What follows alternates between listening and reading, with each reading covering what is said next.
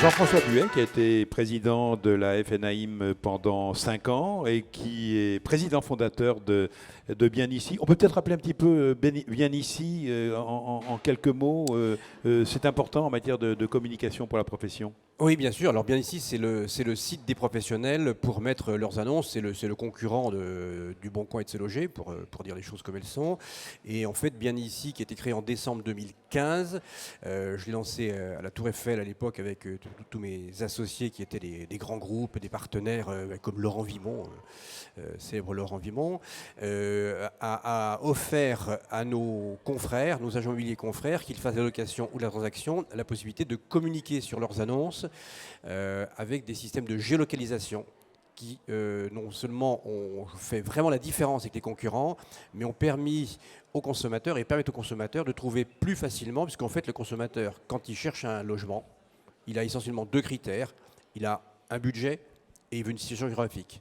Et en mettant un budget et une situation géographique, eh ben, il trouve sur un plan, sur un mapping, tous les biens qui correspondent à sa recherche. Donc voilà la particularité du Bien Ici, qui aujourd'hui est un outil indispensable dans la profession. Vous qui êtes bourguignon, vous venez de Dijon, vous êtes très attaché à ces assises messines, au départ qui était un phénomène, on va dire, local ou transrégional, et qui aujourd'hui est devenu un rendez-vous national incontournable pour sa 4e année. Oui. Alors écoutez, moi je trouve, d'abord je veux féliciter vivement et chaleureusement le travail fait par Cédric Lavaux, que j'ai vu gravir les échelons dans la profession et qui est un garçon adorable et plein de ressources, et je mets beaucoup d'espoir en lui. Ce qu'il a fait, c'est exceptionnel. C'est exceptionnel parce que dans un pays comme la France, qui est un pays quand même très centralisateur, hein, où quand ça ne se passe pas à Paris, c'est que c'est pas terrible. Il a réussi, ce qui était un enjeu extraordinaire, de réunir à Metz, qui est quand même oui, c'est pas la ville de Congrès qui vient tout de suite à l'esprit, voilà. Entre Deauville et Cannes. Bon, effectivement, voilà, d'accord. Et puis, en plus, il a réuni toute la profession. C'est-à-dire que c'est vraiment œcuménique.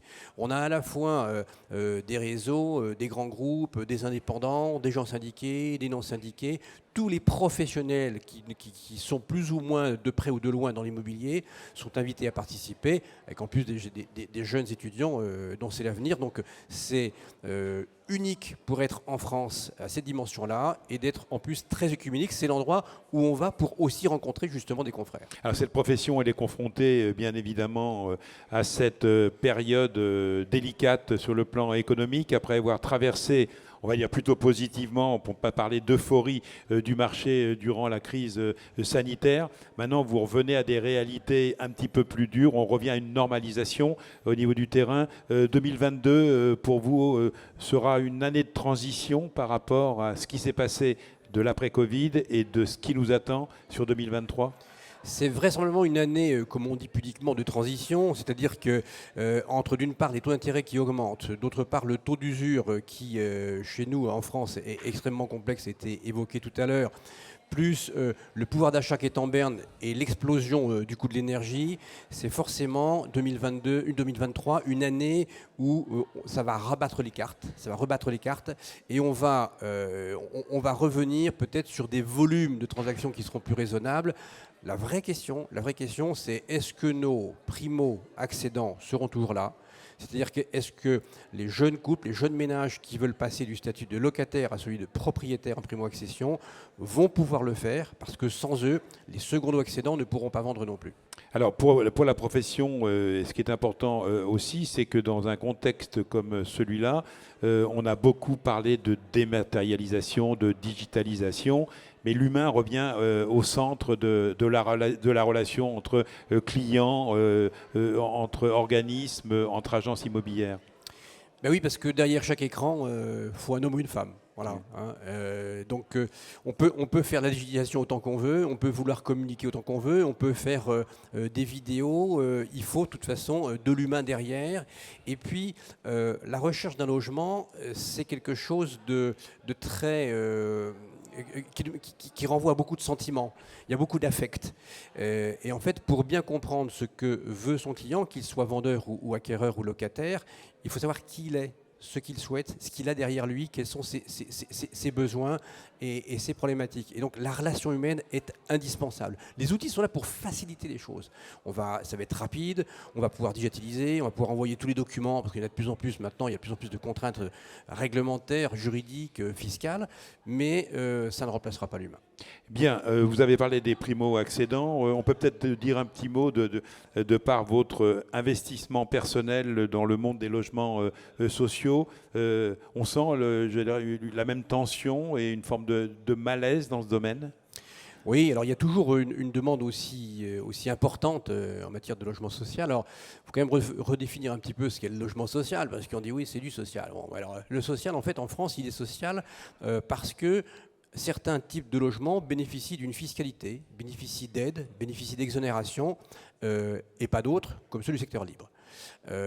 En définitive, en France, on a 7 Français sur 10 dont les revenus leur permettraient de demander à avoir droit à un logement social s'ils le souhaitaient. Or, aujourd'hui, le logement social loge à peu près 14% de la population.